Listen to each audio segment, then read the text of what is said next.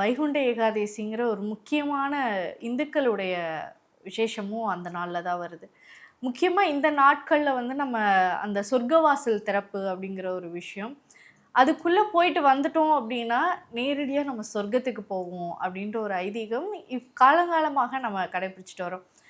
ஆனால் அது எப்படி ப்ராப்பராக பண்ணுறது? இரவு முழுவதும் முடிச்சிருக்கணும், ஓகே. அது எப்போ இருந்து முடிச்சிருக்கணும், பரமபதம் விளையாடணும், கோவிலில் வந்து தங்கியிருக்கணும், இப்படின்னு பல்வேறு விதிமுறைகளை வந்து நம்ம பின்பற்றிட்டு இருக்கோம். சரியான ஒரு விதிமுறை என்ன அப்படிங்கிறது நிறைய பேருக்கு தெரியறது கிடையாது. ஆக்சுவலாக ரொம்ப கேஷுவலாக உட்காந்து பேசுறது, கதை பேசுறது, படம் பார்க்குறது, இந்த மாதிரியான என்டர்டெயின்மெண்ட்டை அதுக்குள்ளே கொண்டு வந்துட்டாங்க. ஸோ ஒரு சரியான விஷயம் இப்படி பண்ணிட்டு நீங்கள் அந்த சொர்க்கவாசலுக்கு போய் தரிசனம் பண்ணிட்டு வந்தீங்கன்னா உண்மையாகவே சொர்க்கம் கிடைக்குமா? ஸோ அதற்கு என்ன வழி சார்? ஃபஸ்ட்டுமா நீங்கள் கேட்ட கேள்வி நம்மளுடைய ஆதன் ஆன்மீகம் அத்தனை நேயர்களுக்கும் ஒரு தெளிவு கிடைக்கக்கூடிய கேள்வி. கடந்த காலம் அப்படின்றது முடிஞ்சு போயிடுச்சு, நிகழ்காலம் அப்படின்றது நடந்துகிட்டு இருக்கு, எதிர்காலம் அப்படின்றது வரப்போகிறது. இனி வரப்போகிற காலகட்டங்களில் இந்த வைகுண்ட ஏகாதசியை எப்படி ஃபாலோ பண்ணணும் அப்படின்றத ஃபஸ்ட்டு பார்ப்போம். வைகுண்ட ஏகாதசி எத்தனையோ ஏகாதசி திதி வருது. பஞ்சாங்கத்தின் அடிப்படையில் பார்த்தீங்கன்னாக்க 15 திதிகள் வரும். அந்த 15 திதியில் 11வது திதி ஏகாதசி திதி. ஒவ்வொரு மாதமும் தான் ஏகாதசி திதி வருதே சாமி.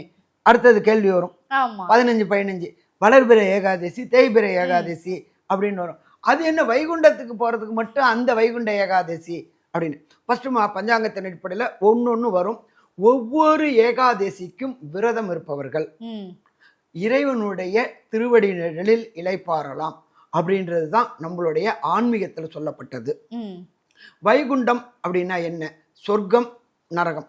நாம் செய்கின்ற பாவத்தின் அடிப்படையிலும் புண்ணியத்தின் அடிப்படையிலும் நமக்கு கிடைக்கக்கூடிய இடம் சொர்க்கமா நரகமா அப்படின்றது தான்.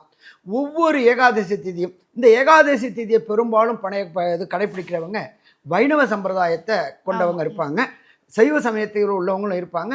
பட் வைணவ சமயத்தில் ரொம்ப இதை ஆர்த்தோடாக்ஸாக கொண்டாடக்கூடியவங்க இந்த ஏகாதசி. ஒரு சில பேர் பார்த்தீங்க அப்படின்னாக்க வீட்டில் உள்ள முதியவர்கள், இளைஞர்கள் அவ்வளோ தூரம் இது பண்ண மாட்டாங்க. வீட்டில் 40 வயசை கடந்தவர்களை பொறுத்தளவுக்கு, அதுவும் ஸ்ரீ வைஷ்ணவத்தை ஃபாலோ பண்ணக்கூடியவங்களுக்கு எல்லாருக்குமே ஏகாதசி அப்படின்றது மிக வசந்த திதி, ஏகாதசி திதி.